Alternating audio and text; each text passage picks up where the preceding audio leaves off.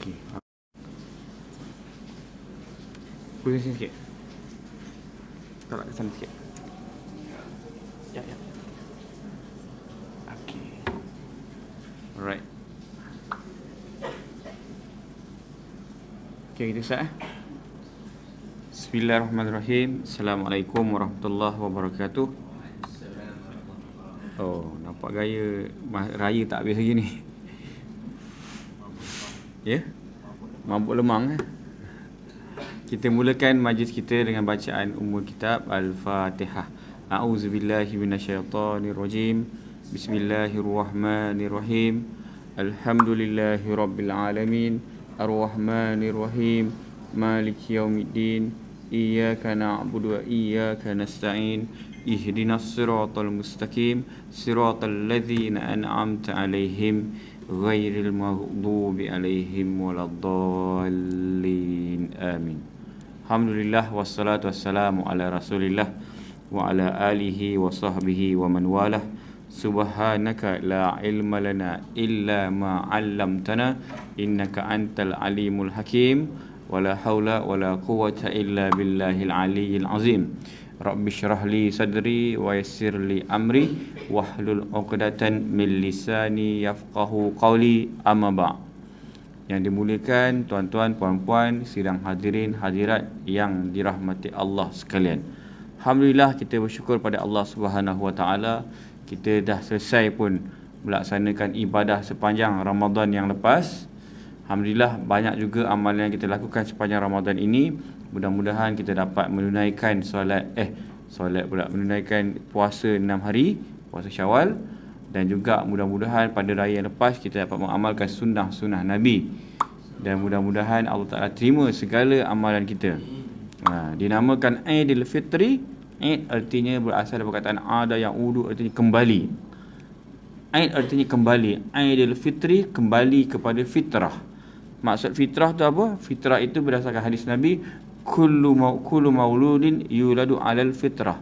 Setiap anak Adam yang dilahirkan itu, bayi yang dilahirkan itu dilahirkan dalam keadaan fitrah. Maknanya tidak ada dosa, tidak ada kesalahan apa-apa. Jadi mudah-mudahan Ramadan yang lepas kita telah dicuci dosa-dosa kita oleh Allah Subhanahu Wa Taala, dan kita melangkah ke alam Syawal dalam keadaan tidak ada dosa. Jadi dengan Allah Subhanahu Wa Taala tak ada dosa, tapi dengan sesama manusia belum tentu lagi. Jadi caranya ialah dengan kita bermaaf-maafan sesama kita. Barulah hubungan dengan Allah selesai, hubungan dengan manusia pun selesai. Jadi barulah kita betul-betul fitrah, kembali pada kosong. Jadi janganlah kita sia-siakan amalan kita. Kita puasa 30 hari, kita bertarawih, kita bersahur, kita baca Quran, kita khatam Quran, kita bersedekah dan sebagainya. Sepanjang Ramadan, jangan kita rosakkan, cemarkan ia dengan amalan-amalan yang maksiat sepanjang bulan Syawal ini, mudah-mudahan. Okey, insya-Allah yang penting kita cuba untuk istiqamah. Ramadan yang lepas ini menjadikan kita lebih baik daripada yang sebelum-sebelumnya, insya-Allah. Okey, sebenarnya saya punya jadual minggu depan. Kan? Minggu depan, tapi oleh kerana minggu depan saya akan berada di Tanah Suci Mekah, bawa orang lah, macam biasalah bawa orang kan. Jadi ditukarkan ke minggu ni. Jadi sebagaimana telah dijanjikan, kita sambung balik kisah-kisah para nabi kita, iaitu sekarang giliran Nabi Ismail alaihi salam. Okey. Sebagaimana yang kita semua tahu, Nabi Ismail ni, perkataan Ismail tu terdiri daripada dua perkataan. Dia sebenarnya dua perkataan lah, compound word. Okey, Isma'un dengan il. Okey. Isma'un yang didengari, daripada perkataan sami'a dengar. Sami'allahu liman hamidah. Allah mendengar orang yang bertahmid. Jadi Isma' maknanya yang didengari. Il, Allah. Il tu Tuhan dalam bahasa Ibrani. Dalam bahasa Hebrew sekarang lah. Dalam bahasa kitab Taurat, bahasa Ibrani, maka il tu artinya Tuhan. Jadi yang didengari oleh Tuhan. Apa yang didengari oleh Tuhan? Jadi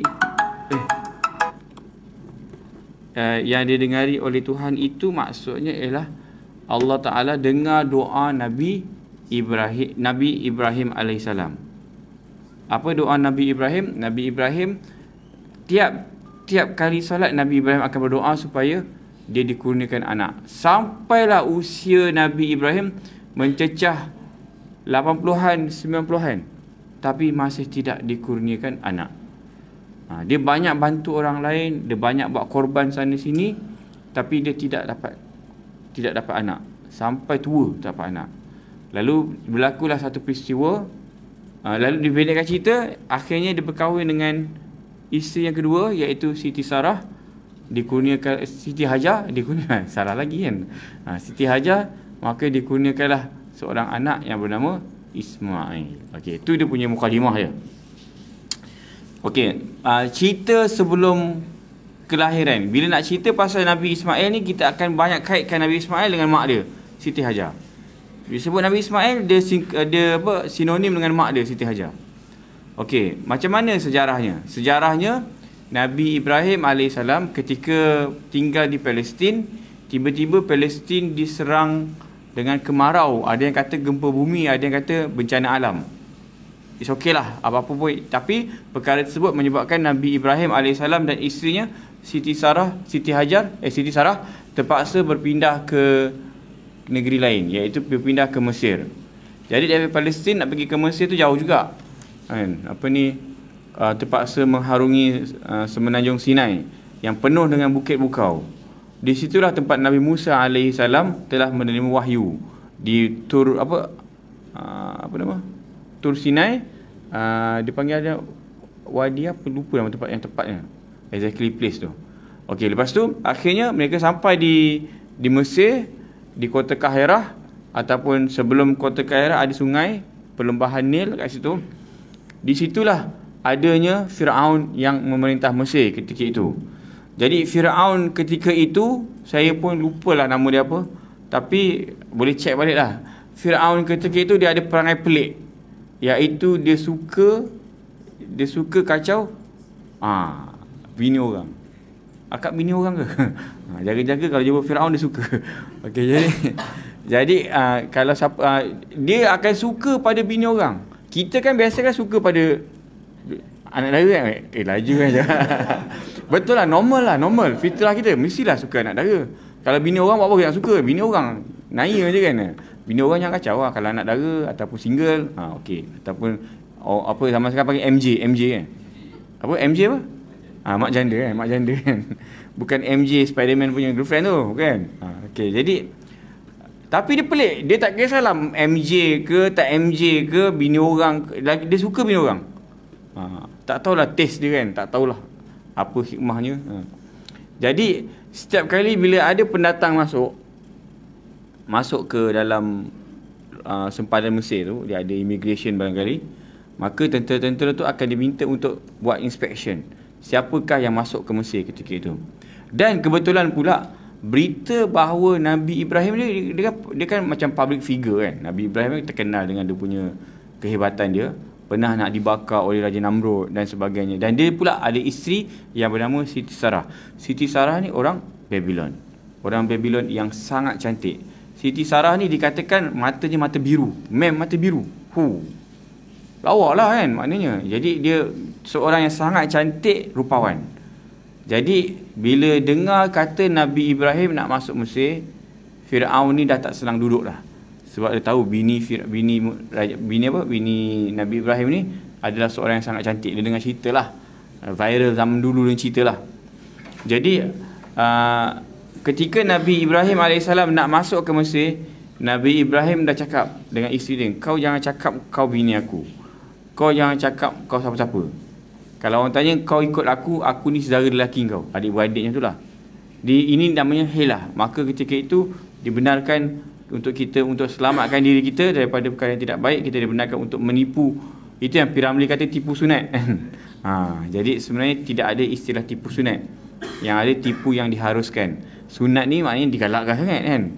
Jadi ini kalau tak pasal-pasal, kalau perlu saja boleh menipu.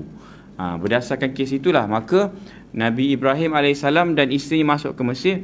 Rupa-rupanya Kantoi juga yang itu bini Nabi Ibrahim alaihissalam. Maka Siti Sarah pun dipanggil masuk ke istana Firaun.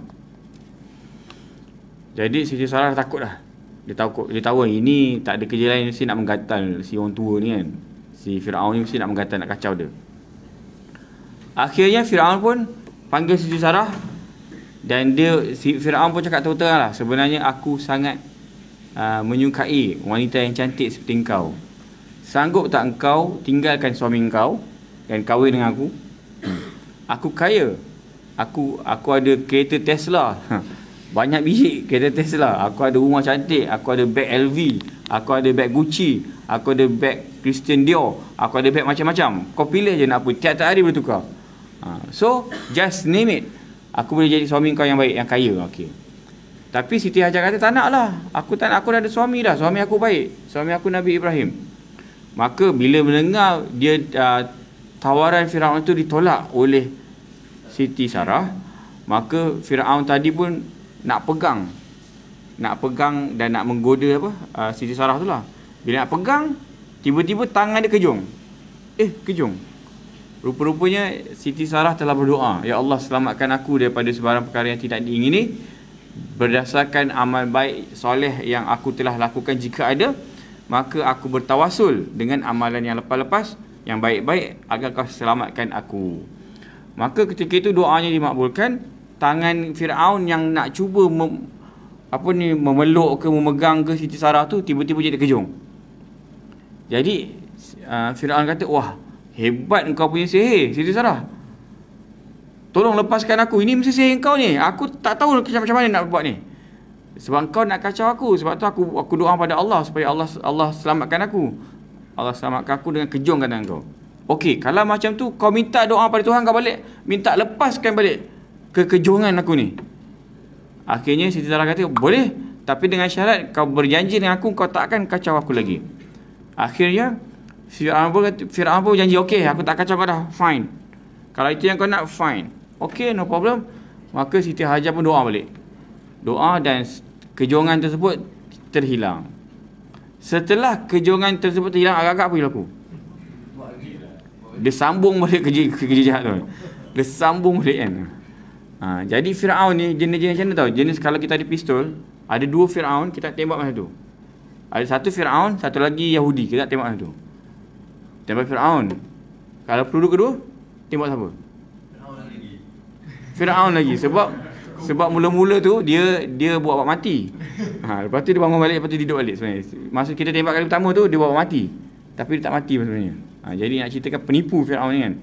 Jadi akhirnya sebab itulah zaman sekarang ni kalau siapa yang kuat menipu bolehlah dianggap sebagai Firaun. Tak tahulah siapa kuat menipu kan. Okay. Jadi tuan-tuan puan-puan mati Allah sekalian, sambung cerita balik. Saya sebut penipu je semua senyum Ni rekod tau. Jangan. Okey, jadi akhirnya apa tadi nak cakap tadi? Akhirnya si Siti Sarah pun doa. Siti Sarah pun doa ni. Doa lagi, ya Allah, selamatkan aku, ya Allah, kejongkan balik tangan dia. Kejong sekali lagi. Kali kedua kejong. Kali pertama kejong, kali kedua pun kejong juga. Maka si Firaun kata, kejong lagi. Itulah kau. Aku dah doa pada Allah, lepas tu kau tipu aku. Kan dah pada muka kau 2 kali kau kena kejong. Lepas tu sekali Firaun kata apa? Okey, fine, tak apalah. Okey, kali ni betul-betulnya janji tak kacau kau. Jadi akhirnya Siti Sarah pun doa lagi sekali, ya Allah, selamatkan hilangkanlah kekejongan dia tu kan, dan pastikan dia tidak kacau aku lagi. Maka Siti Sarah saya warning lagi, kalau kau kacau aku lagi, tak kau kejong kali sampai mati. Memang tak boleh buat apa dah. Ini kejong, confirm kejongnya. Okey. Dan nanti pun 24 jam. Okey. Saya tu akan kejong balik tangan. Okey, jadi tak ada, habiskan. Sorry. Okey. Okey, habis. Okey, akhirnya sebagai tanda malu lah, tanda mohon maaf sesungguh-sungguhnya, Firaun pun cakap pada Siti Sarah, aku betul-betul minta maaf kat kau. Aku tak kacau kau lagi dah. Kau pun memang perempuan special, lain macam.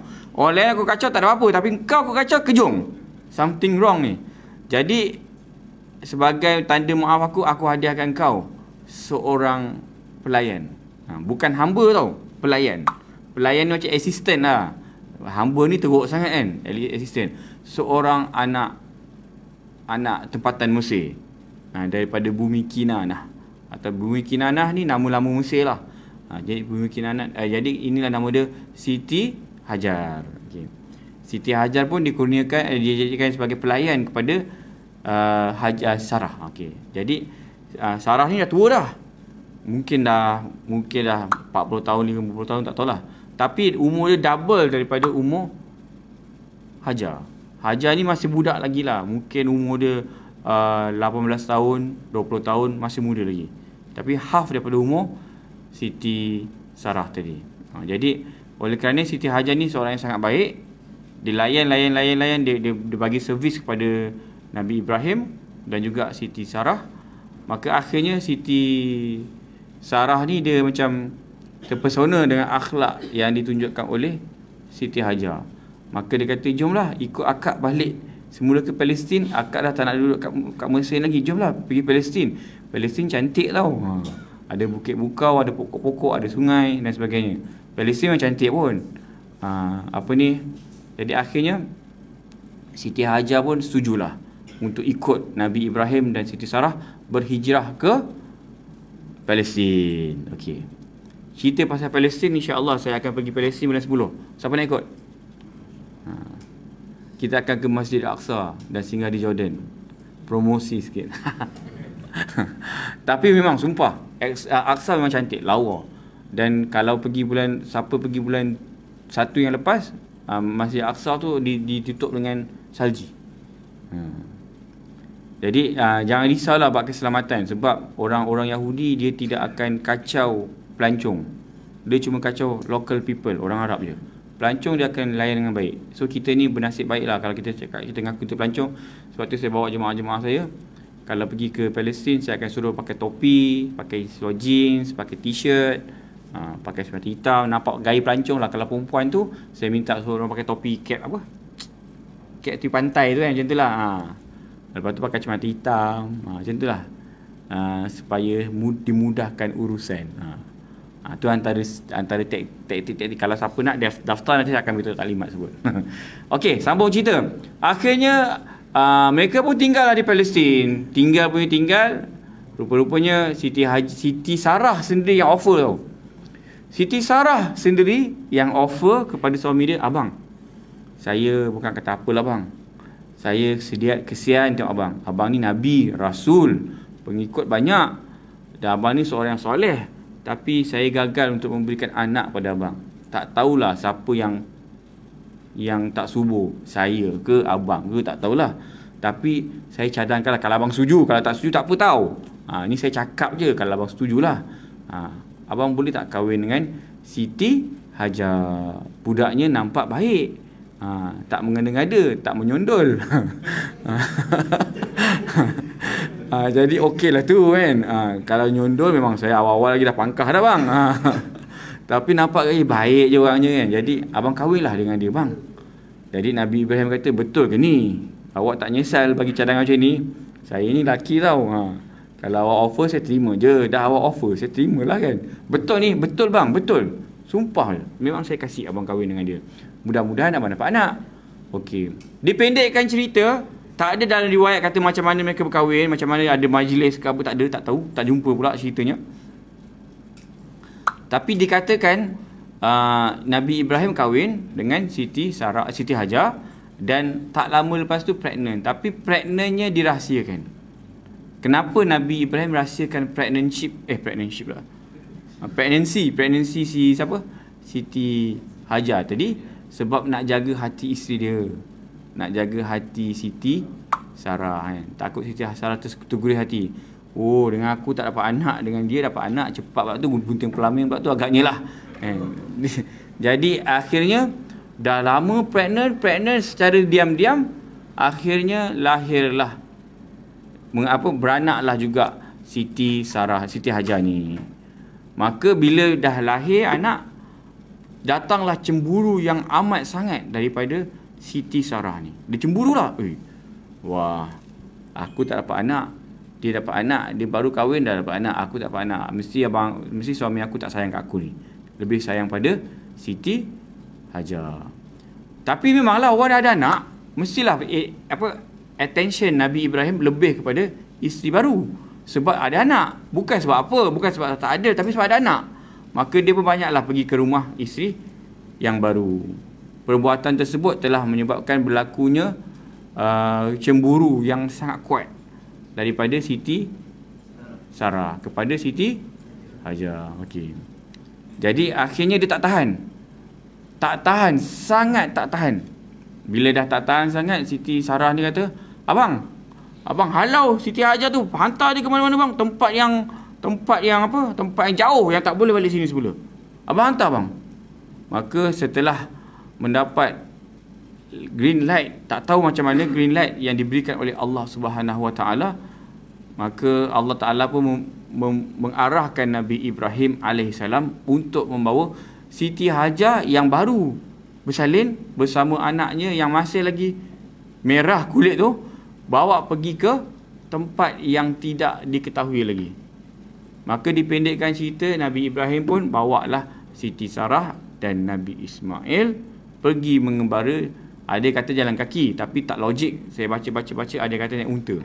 Maka mereka pun naik unta selama sebulan perjalanan, merentasi padang pasir yang panas, kering kontang, tak ada apa-apa tempat persinggahan. Tidak ada R&R, tidak ada kedai shopping complex, tidak ada 7-Eleven, Speedmart, Family Mart lagi tak ada, dan sebagainya. Langsung tak ada. Dalam perjalanan jauh itu, maka Nabi Ibrahim pun telah menghantar Siti Hajar dan Nabi Ismail di Makkahul Mukarramah, tempat yang laisa zi zar'in wala insan, tidak ada tumbuh-tumbuhan, tidak ada manusia, dan tidak ada haiwan langsung yang ada di Makkahul Mukarramah ketika itu.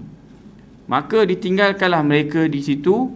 Setelah itu, setelah mereka tiba di situ dalam keadaan kering kontang, maka Nabi Ibrahim kata, aku akan tinggalkan engkau di sini, wahai Hajar, bersama dengan anak kita yang tersayang.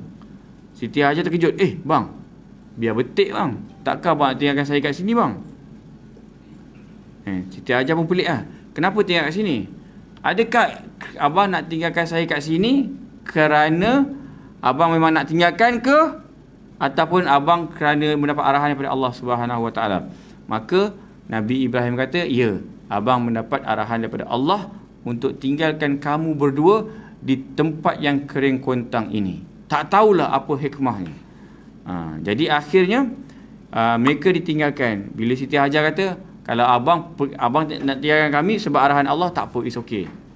Saya lebih rela, saya redha, raditu billah, bila Allah Ta'ala perintahkan abang tinggalkan saya redha. Saya lebih suka Allah jaga saya berbanding abang jaga saya. Kalau saya ikut abang balik ke Palestin, mungkin abang yang jaga saya, tapi saya lebih rela Allah yang jaga saya di sini. Walaupun abang tak ada, tapi saya lebih suka Allah yang jaga saya. Maka datanglah keredaan daripada Siti Hajar. Maka mereka pun tinggallah dekat di tengah-tengah padang pasir itu, iaitu di Makkahul Mukarramah. Dan akhirnya Nabi Ibrahim pun tinggalkanlah beberapa bekalan untuk anak dan isterinya. Tetapi bekalan tersebut sangat limited. Hanya beberapa biji korma yang boleh bertahan untuk 1 atau 2 hari. Ternyata selepas 2 hari, dalam riwayat saya tengok 2 hari, Siti Hajar ditinggalkan di Makkahul Mukarramah, maka air pun dah habis, yang ada cuma kurma, dimakan kurma supaya dapat mengeluarkan susu yang banyak untuk diminum oleh anaknya Ismail alaihissalam. Setelah 2 hari, akhirnya Siti Hajar pun pergi ke satu bukit yang kecil, iaitu Bukit Safa, untuk menjenguk-jenguk daripada bukit tersebut. Kot-kotlah kalau ada pedagang-pedagang yang lalu lintas kat situ, maka dia nak tahan dan nak minta makanan sikit daripada pedagang. Ternyata tidak ada siapa pun yang lalu kat situ, walaupun dah berjam-jam tunggu, malah berhari-hari tunggu. Kot-kotlah adalah pedagang-pedagang daripada Yaman ke lalu kat situ, tak ada. Lepas tu dia berpindah ke Bukit Marwah pula. Daripada Bukit Marwah patah balik ke Bukit Safa. Lepas tu patah balik ke Bukit Marwah. Sebanyak 7 kali dia buat tu. 7 kali tak jumpa, tak ada siapa pun yang lalu.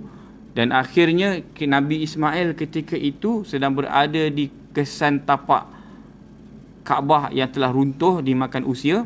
Nabi Ismail kat situ dia pun menghentak-hentakkan kaki atas ilham yang dicedok oleh malaikat Jibril, supaya si bayi Ismail itu menghentak-hentakkan kaki, dan akhirnya terkeluarlah air daripada hentakan kaki tersebut. Maka keluarlah air yang dinamakan hari ini sebagai air Zam-Zam. Okey. Jadi air Zam-Zam tu dinamakan Zam-Zam dalam bahasa Arab kuno. Zam-Zam artinya air yang meluncur keluar. Air yang terpancut. Tu dia panggil Zam-Zam. Ataupun Zam-Zam juga bermakna yang disekat. Air tu keluar lalu melimpah keluar. Apa yang dilakukan oleh Siti Hajar ketika itu, dia buat sempadan, dia buat macam tembok daripada tanah, jadi supaya air itu dapat bertakung. Lalu dia buat satu macam bekas macam kolam lah. Jadi besarlah kolam tersebut. Bila dia buat air itu dalam bentuk kolam, maka berlakulah reflection matahari. Berlaku reflection matahari menyebabkan burung dari jauh nampak ada air kat situ. Maka burung pun pergi landing, minum air, lepas tu naik balik. Turun, landing, naik. Rupanya itu merupakan cara orang Arab, pedagang-pedagang ketika itu, kalau nak tahu macam mana nak cari air, mereka akan tengok kat langit dan mereka akan tengok ada tak burung yang turun naik. Kalau ada burung turun naik, artinya kawasan itu ada air, sama ada wadi, kolam, sungai, whatever. So bila dia tengok adalah burung, jadi ketika itu ramailah pedagang-pedagang Arab daripada pelbagai sudut datang, dan bila datang tengok ada air kat situ, pasti air itu ada pemiliknya, dan mereka cari, rupanya pemilik secara automatik yang menjadi pemiliknya ialah Siti Hajar. Maka Siti Hajar pun didatangi oleh orang-orang Arab tersebut, pedagang-pedagang tersebut. Mereka kata, "Puan, boleh tak kami nak air ni?" "Boleh." Sebagai balasannya kami bagi sayur, kami bagi ayam, kami bagi daging, kami bagi unta dan sebagainya. Jualan butter lah. Jadi you take my water, I take your chicken. Bukan chicken, apa? Ayam lah, ayam kan. Apa? Lamb shank apa? Okey. Jadi macam tu lah berlaku pertukaran butter lah. Dan akhirnya daripada situlah Siti Hajar dan anaknya Nabi Ismail AS diberikan rezeki oleh Allah Subhanahu Wa Taala. Betul lah, keredaan yang ditunjukkan oleh Siti Hajar terbalas. Bila mana dia dikurniakan dengan makanan yang sangat banyak, malah dia boleh buat stok simpanan pula makanan-makanan tu dengan air Zam-Zam yang dibekalkan oleh Allah Subhanahu Wa Taala melalui pijakan-pijakan Nabi Ismail AS. Okey. Clear? Clear bab tu Akhirnya sampailah mereka berdua tinggal kat situ bertahun-tahun lamanya. Jadi Makkah ketika itu jadi pusat transit untuk pedagang-pedagang mendapatkan bekalan air, mencuci pakaian dan badan, mencuci haiwan dan sebagainya. Air Zam-Zam lah jadi bekalan. Dia jadi macam R&R lah kan, tempat nak ambil air transit. Sebagai balasan mereka akan bagi makanan kepada Siti Hajar dan anaknya Nabi Ismail AS. Setelah bertahun-tahun maka berlakulah peristiwa yang sangat hebat. Bila sebut tentang Nabi Ismail, anda kena ingat beberapa perkara. Yang pertama, kena ingat peristiwa Nabi Ismail AS nak dikorbankan. Satu. Yang kedua, kena ingat peristiwa Nabi Ismail AS membantu bapanya membina Kaabah semula. Kan Nabi Ibrahim bina Kaabah semula. Tahu tak Kaabah ni siapa yang bina? Siapakah orang pertama yang membina Kaabah? Nabi Adam. Nabi Adam merupakan orang pertama yang membina Kaabah. Kemudian dimakan zaman, akhirnya runtuh. Dan runtuh setelah beribu tahun, kira-kira 1800 tahun sebelum Masihi. Jadi Kaabah dibina semula oleh Nabi Ibrahim dan dibantu oleh Nabi Ismail AS yang menetap di dekat dengan tanah Kaabah itu sendiri. Okey, lepas tu peristiwa yang seterusnya adalah bagaimana peristiwa Nabi Ismail AS diminta untuk menceraikan isterinya. So itulah antara poin-poin yang penting kalau sebut tentang Nabi Ismail AS. Dan yang paling awal sekali, bila sebut tentang Nabi Ismail, kena ingat apa? Yang pertama sekali, dia keturunan siapa? Keturunan Siti Hajar. Okey, yang kedua, kena ingat dialah yang menghentak-hentakkan kaki, akhirnya keluar air Zam-Zam. Yang ketiga, Nabi Ismail adalah anak Nabi Ibrahim yang nak dikorbankan. Yang keempat, kena sebut Nabi Ismail merupakan pembantu Nabi Ibrahim yang membina Kaabah semula.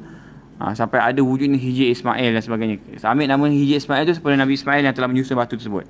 Yang kelima, kena ingat tentang Nabi Ismail AS diminta untuk menceraikan isterinya dan mengekalkan isteri yang kedua. Tu ada 5 cerita ni yang saya rasa saya tak sempat nak cerita pada hari ini. Kita akan sambung cerita ini pada bulan depan di tempat yang sama, waktu yang sama, bersama saya Ustaz Salim Hafiz aka Brother Iman. Ni masa ada lebih kurang 10 minit lagi, tapi saya tambahlah sikit-sikit. Okey. Jadi bila sebut tentang Siti Hajar ni, siapa Siti Hajar? Siti Hajar ini adalah perempuan keturunan Mesir. Okey. Jadi sebab tu orang-orang Mesir, kalau kita pergi Mesir dia akan bangga lah. Masr' Ummud Dunya. Mesir ni ialah emak kepada dunia. Kenapa emak kepada dunia? Dia adalah emak kepada Nabi Ismail AS. Sebagaimana yang kita tahu, Nabi Ibrahim ada 2 isteri. Ada 3, katanya 3. Yang pertama, Siti Sarah, orang Babylon. Yang kedua, Siti Hajar. Yang pertama, Siti Sarah dapat melahirkan seorang anak bernama Nabi Ishaq AS, yang akhirnya tinggal di Palestin dan akhirnya melahirkan bangsa Yahudi. Itu Nabi Ishaq. Kemudian yang kedua, Nabi Ismail melalui Siti Hajar, yang akhirnya melahirkan bangsa Arab. Jadi selepas Nabi Ismail, semua keturunannya dipanggil sebagai bangsa Arab. Okey. Nabi Ibrahim bangsa apa? Dia merupakan bapa kepada bangsa Yahudi dan bapa kepada bangsa Arab. Nabi Ibrahim tidak ada bangsa lah, senang cerita. Dia pun zaman tu tak ada bangsa lagi lah. Okey. Jadi yang ketiga, dikatakan Nabi Ibrahim mempunyai isteri yang ketiga. Dia kahwin dengan Katura. Tak tahulah ejaan macam Katura, Kathura, macam-macam lah. Tapi nama itu katanya akhirnya Kathura telah menetap di Indo-China dan melahirkan bangsa apa yang lupa lah. Bangsa Melayu lah, Cham. Melayu, Cham dan sebagainya. Dan sekarang ni Kemboja ataupun Vietnam. Lebih kurang macam tu lah. Dikatakan, wallahu alam, tak tahu. Dalam hadis tak ada, dalam Quran pun tak ada. Tak ada sebut, tapi dikatakan begitu. Jadi kita ni juga mungkin keturunan Cham ataupun keturunan South East Asia yang merupakan keturunan Nabi Ibrahim AS. Sebab tu kadang-kadang saya pernah lah jumpa dengan orang Yahudi, sebab saya banyak kali pergi Palestin kan. Jumpa dengan orang Yahudi, hello ada? Habis waktu ke? Okey. Okey, jadi saya pernah jumpa orang Yahudi pun tahu dia mengiktiraf orang Melayu ni bangsa yang super, sebab kita ni adik-beradik dia kata. Tapi setengah-setengah Yahudi mereka tak suka cakap dengan kita. Saya pernah juga approach orang Yahudi yang yang dia punya cyber dia panjang kan. Sprinkle lagi apa? Macam spring kan. Jadi saya pernah cakap dengan dia, "Hello brother, hello mister. Spiral. Can I talk to you? Can I talk with you?" Lepas tu dia kata dia tak nak cakap. Oh sorry. Lepas tu saya tanya dengan Arab-Arab kan, kenapa dia tak nak cakap saya? He doesn't want to make himself dirty because of you. When you talk to him, it will make him feel dirty. Nampak orang Yahudi ni macam tu. Dia memang tak suka cakap dengan kita pun. Dan dia ni mereka percaya bangsa mereka bangsa yang paling mulia, dan bangsa selain bangsa Yahudi adalah bangsa Goyim. Goyim ni maksudnya non-Jews. Dan kalau kita tengok dekat Yahudi dekat Israel orang bangsa Israel ni, orang yang dikatakan bangsa Yahudi ni ada muka macam Jepun. Tapi Yahudi. Sebab dia keturunan mungkin ada mix. Ada yang muka gelap, black, macam negro. Memang negro betul. Ada yang muka macam Cina. Ada muka macam Melayu pun ada. Dia bangsa dia kata as long dia bukan agama yang boleh di-convert ataupun boleh kita orang luar tak boleh memeluk agama bangsa Yahudi, agama Yahudi. Agama Yahudi ni agama keturunan. Jadi kalau orang tu dia kata belah mak dia je keturunan Yahudi, maka dia pun Yahudi juga. Boleh. Tapi kalau tak adalah. So macam mana dia orang nak jadi Yahudi juga? Caranya ialah dengan mereka kahwin dengan orang Yahudi, anak mereka akan jadi anak Yahudi. Jadi dia bapa Yahudi. Tu cara mereka nak memeluk agama Yahudi lah. Jadi dia bangsa keturunan. Jadi nak ceritakan hari ni, kenapa bangsa Arab dia cukup bengang? Sepatutnya Nabi Muhammad itu lahir di kalangan mereka. Sebab apa? Sebab Nabi Ibrahim alaihissalam patutnya dapat anak melalui Nabi Ishak, dapat keturunan Yahudi. Dapat keturunan Nabi Muhammad. Tapi Nabi Ismail pula. Dan Nabi Ismail pula keturunan Arab. Jadi Nabi Muhammad pun jadi Arab lah. Itu yang dia bengang tu. Dan sebenarnya pertikaian ni menyebabkan mereka juga banyak mengutuk Siti Hajar, merupakan perempuan budak suruhan, hamba lah. Jadi dikutuklah Siti Hajar dan sebagainya. Tapi sedangkan Siti Sarah seorang gadis rupawan, bangsawan, isteri kepada Nabi Ibrahim AS. Jadi Nabi Muhammad tu adalah keturunan Siti Hajar yang merupakan seorang kuli batak, hamba sahaya. Dan itulah keturunan Nabi Muhammad. Itulah yang dikutuk-kutuknya lah. Jadi sebenarnya kita kena kenal Siti Sarah tu siapa, Siti Hajar tu siapa. Siti Hajar tu seorang budak yang sangat baik, seorang wanita yang sangat warak, beriman dan berakhlak mulia. Dan dialah yang telah melahirkan Nabi Ismail alaihissalam. Hasil daripada usaha usaha Siti Hajar itulah kita hari ini melaksanakan ibadah umrah dan haji, kita buat sa'i. Kita tiru apa yang telah dilaksanakan oleh Siti Hajar. Itulah hebatnya Siti Hajar, ibu kepada Nabi Ismail alaihissalam. InsyaAllah bulan depan kita akan cerita tentang kisah yang berlaku tentang korban dan yang lain-lain, insyaAllah. Okey tuan-tuan, terima kasih banyak kerana setia bersama kami. Jumpa lagi pada waktu akan datang. Kita akhiri dengan tasbih kafarah dan suratul asri. Subhanakallahumma wa bihamdika asyhadu an la ilaha illa anta astaghfiruka wa atubu ilaik. Bismillahirrahmanirrahim. Wal asr innal insana lafi khusr illa allazina amanu wa amilus solihat wa tawassaw bil haqq wa tawassaw bis sabr. Assalamualaikum warahmatullahi wabarakatuh.